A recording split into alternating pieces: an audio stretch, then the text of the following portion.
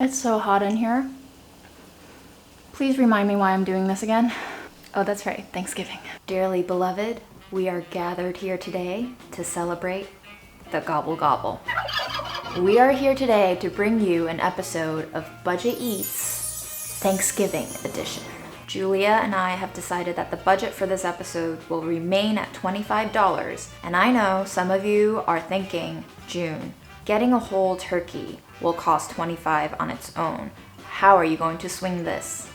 Well, my friends, I'm not cooking a whole turkey. Without getting into the nitty-gritty of the historical inaccuracies on which this holiday is founded, I think what I like most about Thanksgiving is how we all come together to celebrate each other.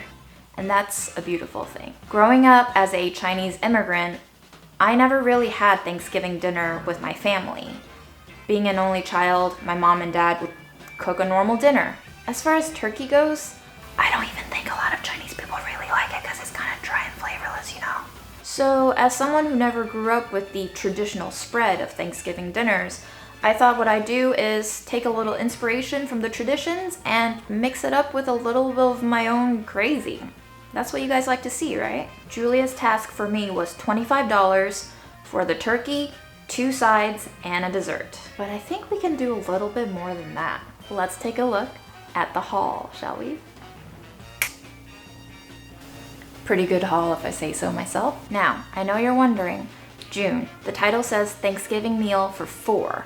Who are the 4? There's me, there's Aaron, and today I present to you Baba and Mr. Bear. I will be making enough food to feed 4 people, but we might make a few leftover dishes the day after since, you know, out of the 4 of us, only Aaron and I consume actual food. Unless there's a reason why my peanut butter has been dipping in levels the morning after I go to sleep.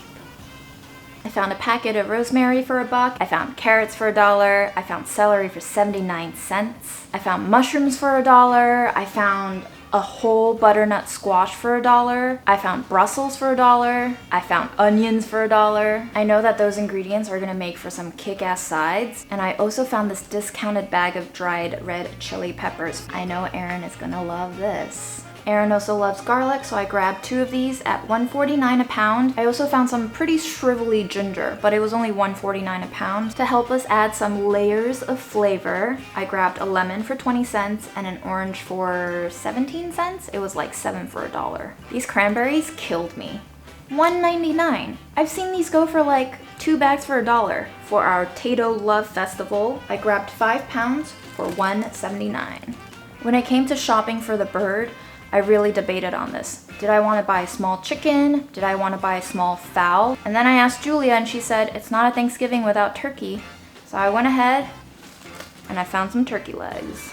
These were $4.53 for 2 ginormous legs at $1.19 a pound. And I know that I said that birds are the centerpiece of Thanksgiving and they're the star of the meal, but I think the actual star of the meal is invisible because I think it's butter. These I found for $3, which I think is a pretty darn good deal. I also went ahead and got some half and half for our pie. I am supposed to be using cream in this pie mixture, but cream was just a little bit too expensive, and I figured half and half, you'll do. I'm just gonna go ahead and count the unit price of each of these items. And speaking of pie, we have my favorite squash, the kabocha squash. Squash? The kabocha squash. I love this. It's a Japanese variety. It's very meaty, it's very sweet, it's very dense and creamy. I might be doing some weird experimental things to this pie in this episode, but if you want to see me make a traditional Thanksgiving pie using this kind of squash, we'll have the link for you. You can watch that video before you watch me go ham on this one. Having never cooked Thanksgiving meals before, I have heard only, anecdotally, that it is a multi-day love affair. It will break you mentally, physically, psychologically, emotionally, and it is the perfect way to come together with family after days of slaving over your food. So I drew up a game plan. I don't know if everything's gonna go according to plan, but fingers crossed. Take a deep breath. Because we only have 2 turkey drumsticks, I don't really think I want to roast those like you would a traditional turkey and just have our 4 guests gnaw on it. I asked Aaron last night what his favorite chicken dishes are, and he told me Kung Pao chicken and mouth-watering chicken, aka saliva chicken, aka 口水鸡. So I think we're gonna split the 2 drumsticks, dedicate one to the 宫保鸡丁, and then dedicate another one to the saliva chicken, aka 口水鸡. For the Kung Pao, we're going to deskin, debone the entire drumstick. Then we're going to slice the meat off of it and put it into a very fine dice. Save the skin, save the bones. The bones are gonna go into our all-star veggie broth that has turkey in it, obviously. And then the skin, I think we'll render that and make some kick-ass gravy out of it.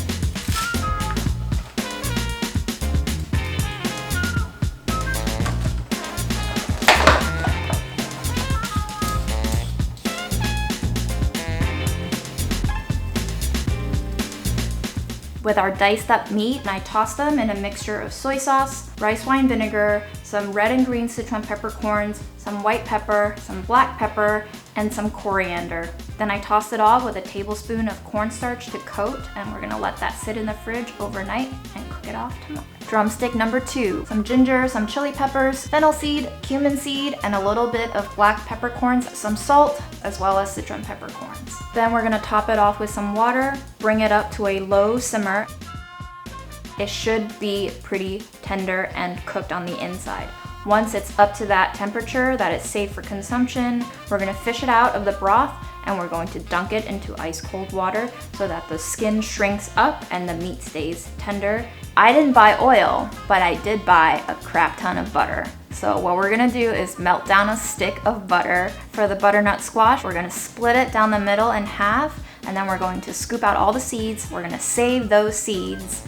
Save them. And then we're going to score it with a knife very gently, not all the way through, butter it, salt it, and then we're gonna roast that. Cut side down until it's nice and tender. Once they're fully roasted, we're gonna scoop out the insides, keeping a little bit of flesh attached to the skin, and we're gonna be saving those skins as well. I'm also gonna be putting stuff in there.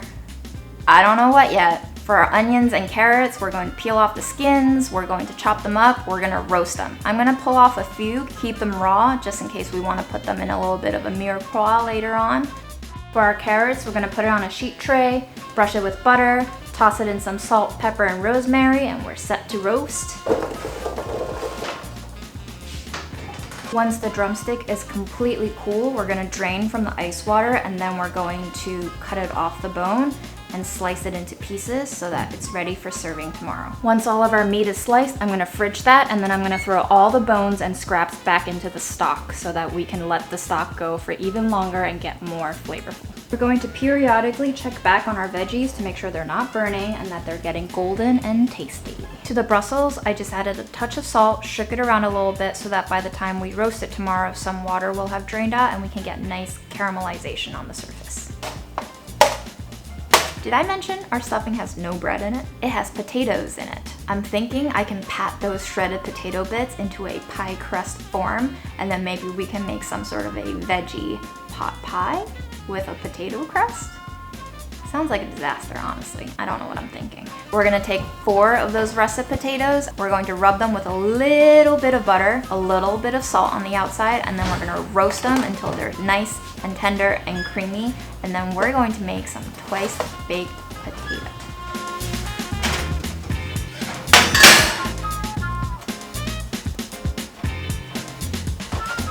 It's so hot in here. Please remind me why I'm doing this again. Oh, that's right, Thanksgiving. The official holiday of going crazy in the kitchen. In order to make our potato croutons as flavorful as possible, I'm going to parboil them in some of our turkey stock. Hopefully that flavor from that veggie turkey mixture will seep into the potatoes, make them extra delicious, and then when we roast them back up, all the flavors will just be condensed, concentrated. Flavor explosion. For our potato croutons, once they're drained, we're just going to brush them generously with butter. We're going to season them with a little bit of salt and pepper, and we're going to put a little bit of rosemary on top, and we'll just keep an eye on them.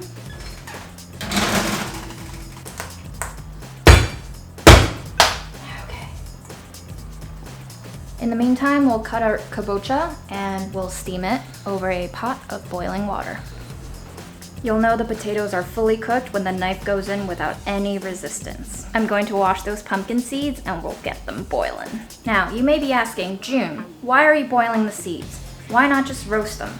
I definitely can roast them, but if you've ever roasted pumpkin seeds that came out of squashes like that, you'll know that the outer hull is extremely tough. By boiling it, I'm hoping that once we roast it, the fibrous membranes on the outside can get a chance to break down a little bit and be more tender and edible. I want to incorporate them into the Kung Pao chicken, so I want to make sure that you can eat the whole thing and not just the middle part of the actual seed. For funsies, I'm going to go ahead and add in a red chili pepper just for a little kick.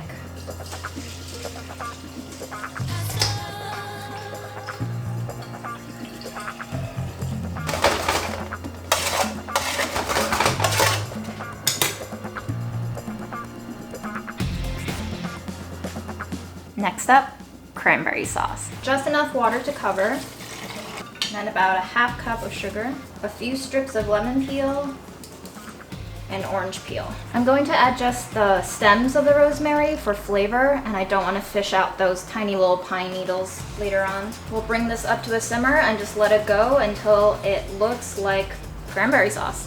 What I'm looking for on the pumpkin seeds is that they start cracking on the surface. You can see very tiny little lines emerging in the center of the seed. Once I start to see little lines across the center, that means that the outside has gotten soft enough that the inside can then start to expand and break out. We're going to roast them dry first.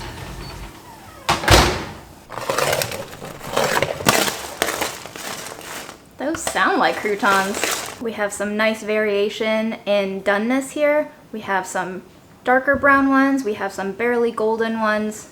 Oh my god. Oh my god. These taste like the ideal cross between a hash brown, a french fry, and a potato chip, and croutons.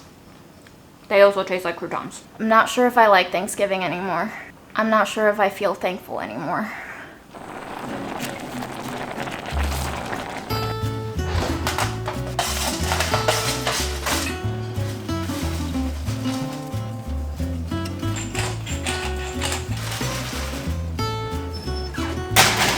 We're almost there, guys. Day one is almost over. While we're waiting for that cranberry sauce to cook down and get to that ideal stage, we're going to scoop out our potatoes and our butternut squash, and we're gonna put the insides into containers, and we're going to refrigerate the outside shells for tomorrow's assembly time. The kabocha squash should be so tender that your masher goes through it like no problem.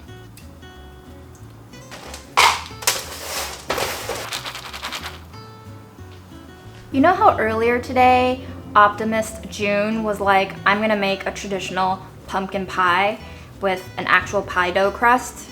Not gonna happen anymore because I've been cooking for like 7 straight hours now.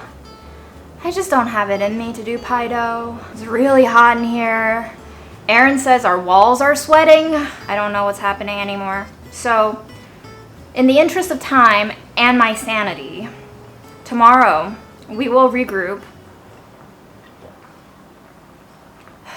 Day 2, it's way too early. I'm barely awake. Let's cook. Why am I up at this insane hour to torture myself? Why, it's Thanksgiving, of course. Today we have a lot of things to do. Do I think we can finish this today? 80% no, but I'm hoping. Always hoping. That's my downfall. For the pumpkin tart, we're gonna go ahead and use Lauren's recipe for this very simple no roll out tart shell. It's just a great dough. You can press it into your tart pan and then it's good to go. You don't even need to par bake it, but I will. Because the tart shell is so shallow, I'm afraid that the pumpkin puree will cook way before the crust will. So this is a classic tart shell dough, and if you wanna make it, we'll have the link up for you there. A little flour, a little sugar, a little salt, a little spice, and a lot of butter. We're just gonna mix it until it comes together into a dough. I'm going to brush the remaining butter in our bowl into our tart shell pan to ensure release. If you don't have time to make a pie dough, this tart shell is amazing. It comes together in 5 minutes, and then you just pat, pat, pat. Spread it out a little bit. Then I like to start pressing up the sides to make the edge crust. My favorite thing about this dough is that it's easily patchable. If you see a spot, you can just tear off one piece of dough, put it on the other, smush it, and it comes together perfectly.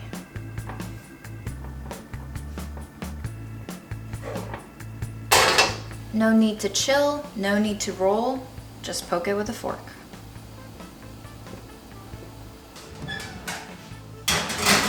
We're going to par bake that tart crust, then we're going to make our pumpkin filling.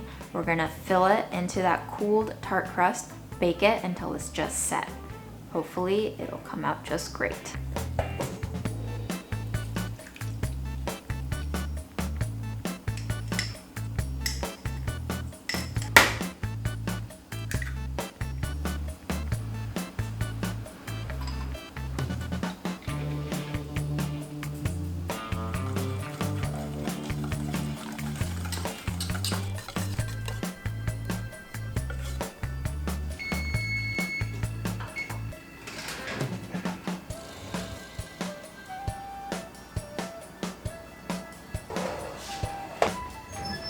For our chili brown butter oil recipe, what I'm gonna do is mince up some garlic and then grind up a lot of those red chili peppers that we got in that dollar bag. Ooh, tears of joy.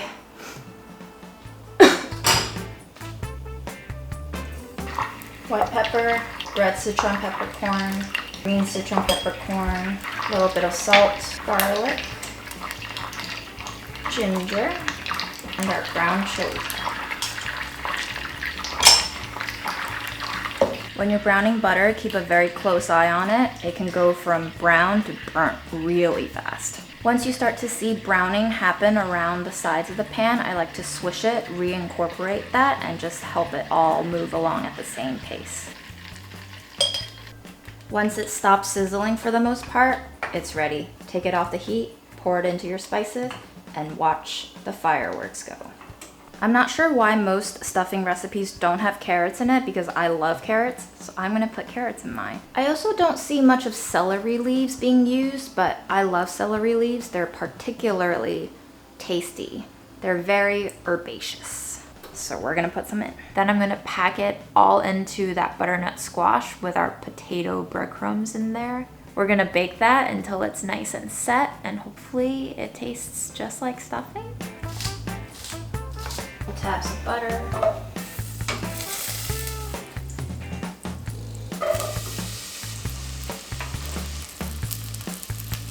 Roasted garlic, rosemary. The pie looks really good. The slightest amount of uniform jiggle across the middle, and then I'm just gonna let it sit in that oven for another 10 to 15 minutes. Let it cool off gradually. The oven is off. We're going to keep them in there so that it doesn't crack when I pull it out.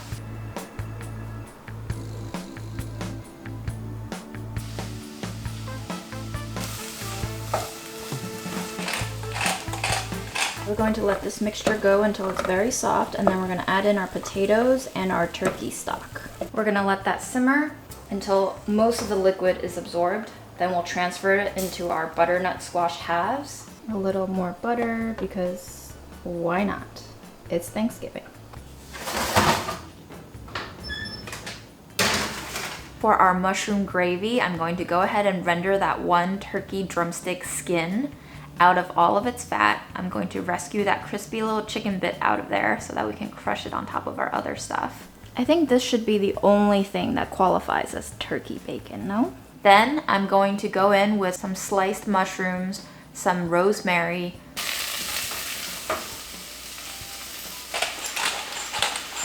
we're going to let the mushrooms cook until they're nice and golden.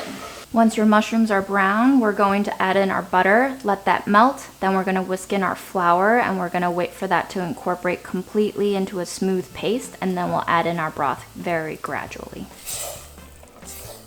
We're gonna let this baby cook. I'm gonna move it to the back burner, and then we'll get started on our mashed potatoes. Remember those roasted potatoes we scooped out yesterday? We're gonna make those innards into mashed potatoes. In a pot, I'm just gonna melt a little bit of butter. We're going to put all of that mashed potato innards in there. A little bit of stock. a little rosemary, a little pepper, pinch of salt. A little half and half.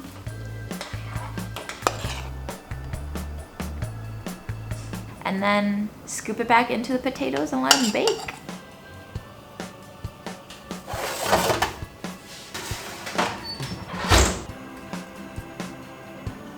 All we're gonna do is shred the potatoes, and then I'm gonna try to squeeze them by hand as much of their starchy water out as possible. Aaron, do you know why potato liquid is red? Let me know why potato starch is red when it oxidizes. I'm just gonna sprinkle it with some salt. This way, it'll draw out even more moisture. To our shredded potatoes, I'm going to add in some curry powder, butter, some of our roasted garlic, some salt, some pepper, some of our crushed chili flakes. After all of that is evenly combined, I'm gonna go ahead and sprinkle in a little bit of flour just to make it a more cohesive crust.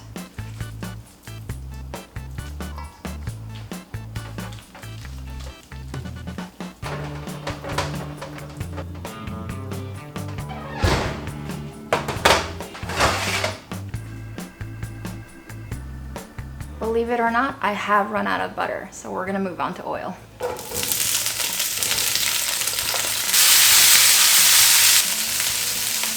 And then we're going to let that Brussels sear and until it's almost nicely golden brown. We're gonna season it and then we're gonna pop it into the oven so that it finishes baking and roasting in there. It gets a little bit more crispy, it gets a little bit more caramelized. Hash brown butternut squash tart. This is a weird one, guys. For the puree, I'm going to put in my blender a little bit of half and half, our butternut, a little bit of carrots, a little bit of onions, some roasted garlic, a little bit of celery, a little salt, a little pep, a little rosemary, and egg.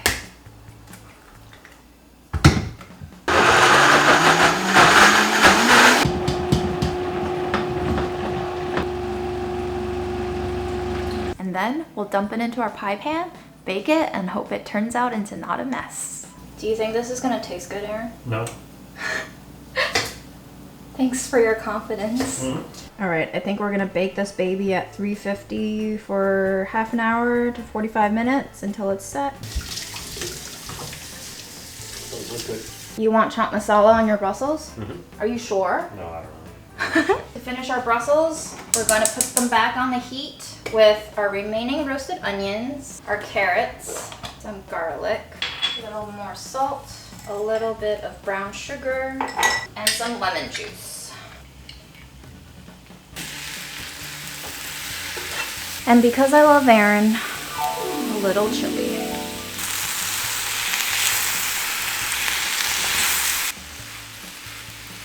A little bit of lemon zest at the end.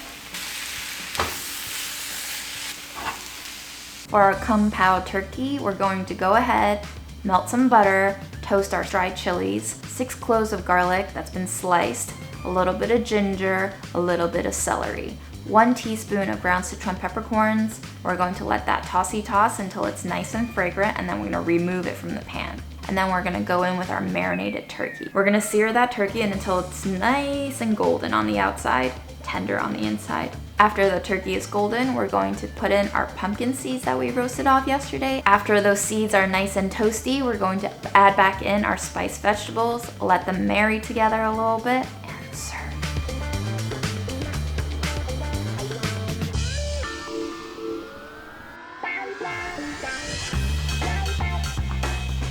Now that our pan has all this nice fond on it, I'm going to dump our gravy back in and get that flavor in there.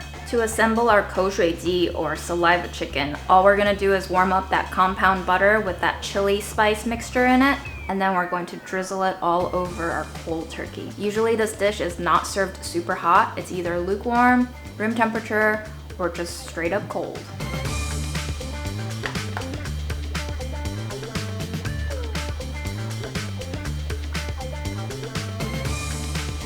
To loosen our cranberry sauce up, I'm going to give it a squeeze of orange juice for a little bit of extra citrusy flavor and also a little bit of sweetness.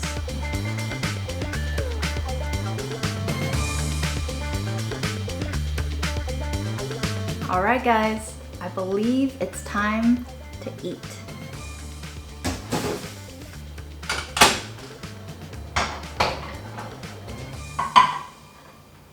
All right, guys, for a grand total of $24.77, here is everything that I made for my Thanksgiving dinner.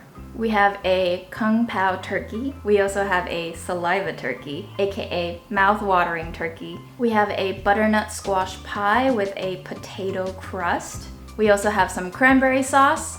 We have some Brussels carrots and onions. Pretty simple, pretty straightforward side. Gotta get your veggies in. We also have some not stuffing stuffed into a butternut squash half. Ooh, that was a lot of stuffing.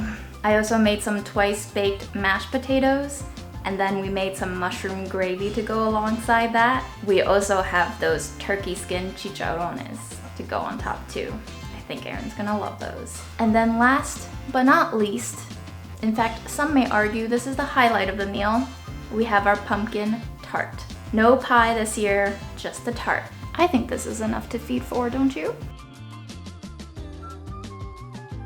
I've cooked so much, I don't even want to eat anymore. Not counting the gravy and the cranberry sauce, we made 7 total dishes. I'm pretty happy with that. Aaron, do you want to come eat? I guess so. I have a lot of food. It is November 25th today, right now. That's a lie. It's not. What you gonna eat first? If by first you mean the only things I'm gonna eat is this and the pumpkin tart. Really? I'll just take those. No, they all look great, Junie. But some of them just look better than others. The side of veg on Thanksgiving meals is Obligatory. yeah, it's what people tell themselves makes it okay to eat 6,000 calories all at once. This all looks better on the plate somehow. It's coming together in a really nice fashion on the plate. And then, is this bacon? That is turkey skin bacon, yes ma'am. It was crispier when it was still hot, but I'm sure it's pretty flavorful, yeah? That's literally just, you took turkey and made it into bacon. This was always one of my absolute favorite snacks as a kid. I look forward to every fall because my grandma would always bake pumpkin seeds. Yay.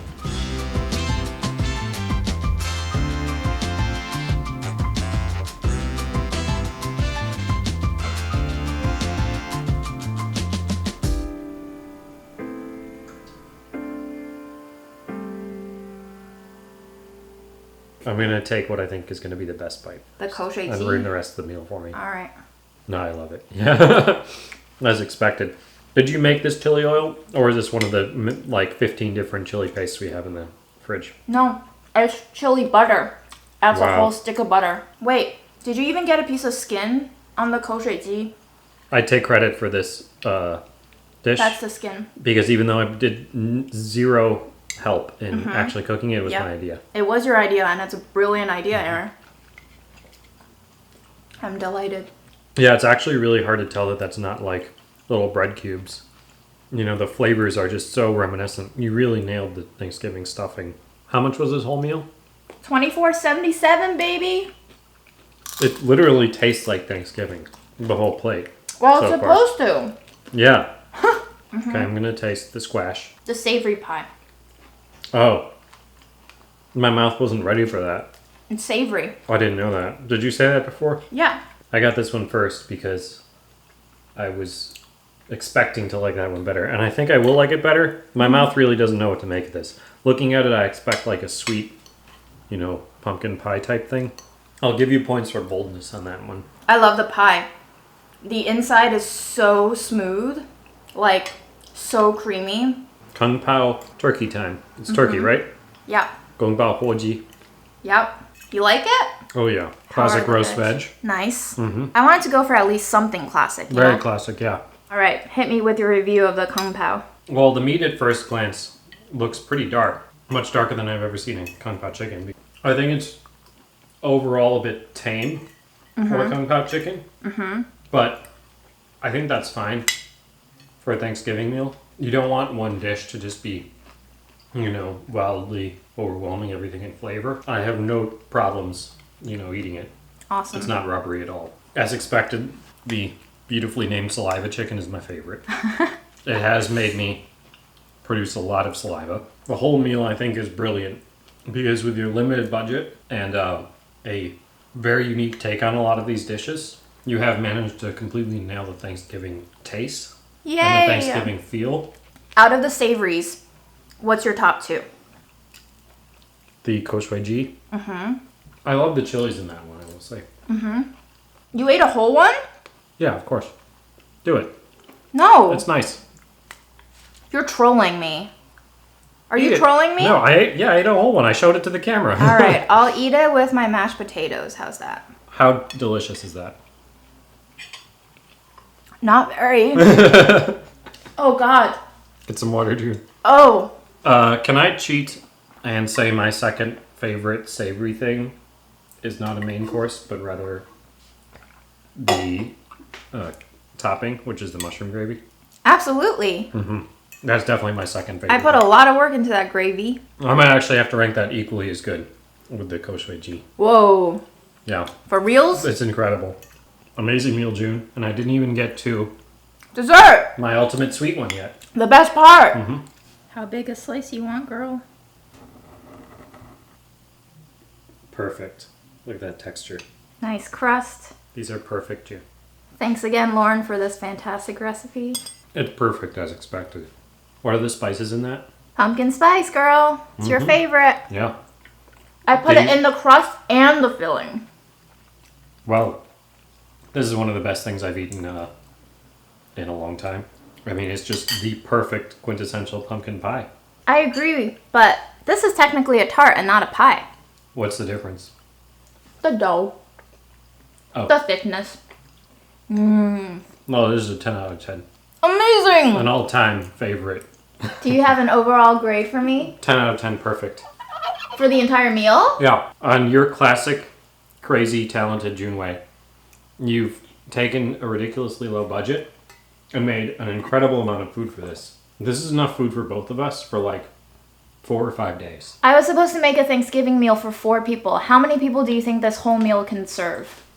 This whole meal, if it's all eaten in one sitting, is probably 6 to 8 people.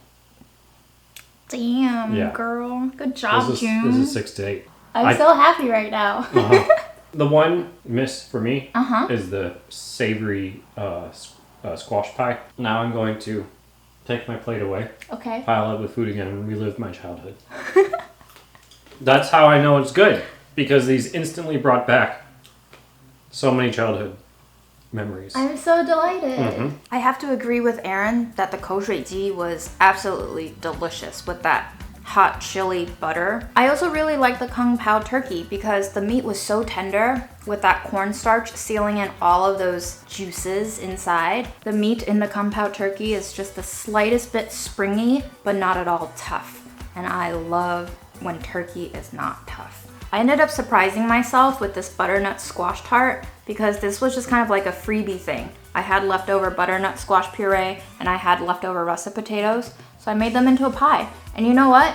It is freaking delicious with this cranberry sauce. Dare I say this is better than mashed potatoes. I think the pro move is to take some mushroom gravy, put it with the cranberry sauce, and eat it with the butternut squash. Pie with potato crust.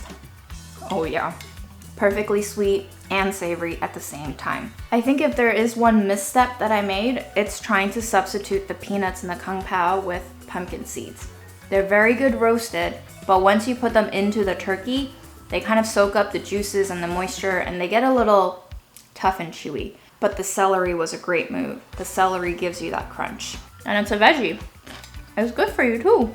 I think even though this was a lot of work over the last 2 days, ultimately it was really worth it. I feel like Aaron really loved it. I'm gonna take his word for it. And I'm gonna congratulate myself on that 10 out of 10 rating from him, which is like, I don't know. That's just amazing. Guys, I know at the beginning of the video, I told you I was gonna make leftovers with these, but that was when we said 1 turkey, 2 sides, 1 dessert. We ended up making 2 turkeys, 4 sides, 1 dessert, plus cranberry sauce and gravy. you gotta cut me some slack, you know? We will be eating this for the next week, so we're just gonna live out our Thanksgiving lives to the fullest. Stay hydrated, especially if you're gonna cook for 20 hours straight, and I hope you have a great Thanksgiving, a great holiday season, and even though you might not be able to see your friends and family this year, I hope you're still celebrating together through food and recipes.